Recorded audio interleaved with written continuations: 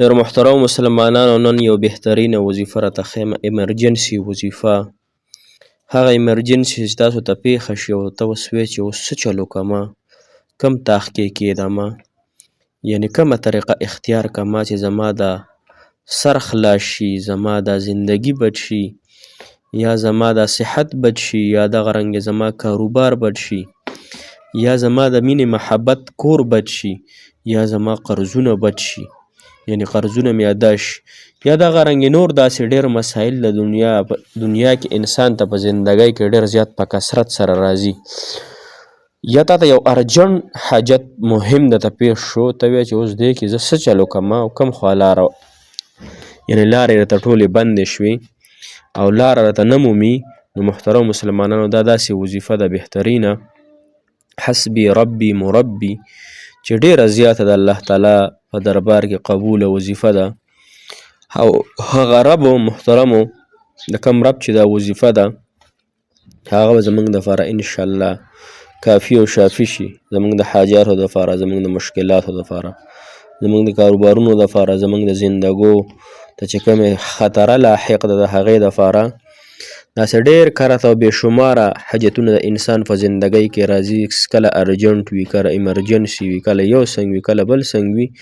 نو د هغې ټولو دپاره انشاءالله دا بهترینه وظیفه ده او دا ډېره پاورفل وظیفه ده. او تاسو به دا وظیفه د مولانا بجلیګر نور الله مرقده رحمهم الله د خولې مبارکې نه هم اورېدلي وي.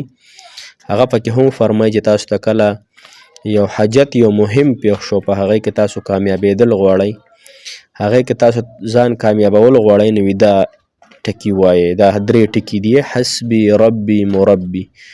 مولانا بجلیګر رحمت الله علیه به دا وظیفه ډېره زیاته په دې سوشل میډیا باندې اوس هم ډېره چلیږي. نو لهذا کوم مسلمانانو ته چې داسې پریشانۍ لاحق وي او دغه رنګې هغه وایي چې له دې نه زه ارجنټ ځان وباسمه، نو هغه دپاره انشاءالله دا وظیفه ډېره زیاته بهترینه ده. الله جل شانه مو دې سره حاجات، مشکلات او مقاصد انشاءالله سرته رسي او پوره کوي به. لهذا دا وظیفه د خپل ځان دپاره، د خپل اهل و عیال دپاره، د خپلو دوستانو او اقرباو دپاره، د خپلو مسافرو دپاره، او زما غږ چې څوک هم اوري هغوی ټول انشاءالله د خپل ځان دپاره دا وظیفه وکړي. السلام علیکم ورحمة الله وبرکاته. ډېر معزز و محترم او قابل قدر مسلمانان رونو خویندو، هغه مسافر کم چې بهر وطنونو کې، بهر هیوادونو کې زندګي تیروي، دغه مسافر دی الله تعالی حامی و ناصر مددګار شي. دغه مسافر دی الله تعالی په دواړو جهانونو باندې وچمکاوي او الله تعالی دې وځلوي. محترم مسلمانان، نن زموږ وظیفه ډېره زیاته اسانه، ایمرجنسي ارجنټ وظیفه ده، مجربه ده، پاورفل ده، قبول کړی شوې وظیفه ده، د حاجاتو دپاره، د مشکلاتو دپاره، د بیمارو دپاره.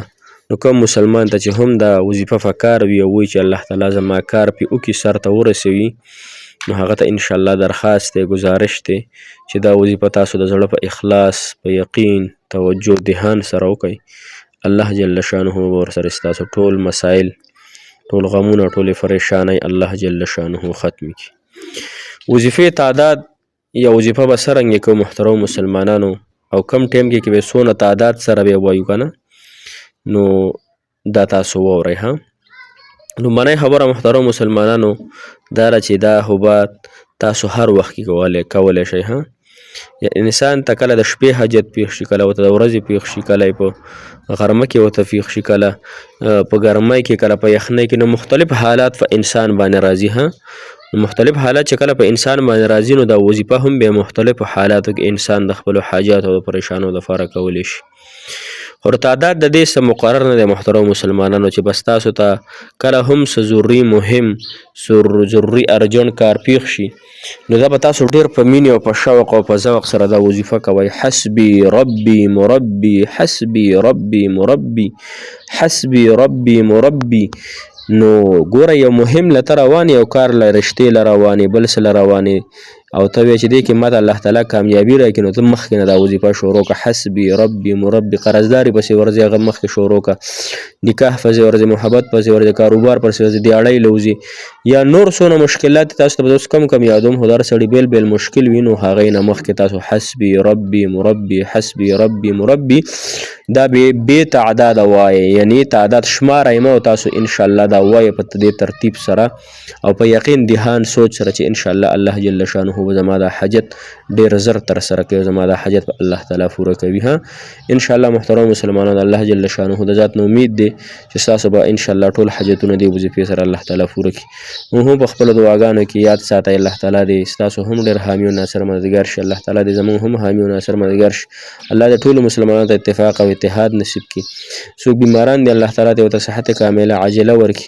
جزاک الله خیر، احسن الجزاء فی الدنیا والآخرة. السلام علیکم ورحمة الله وبرکاته. فی امان الله. د لوی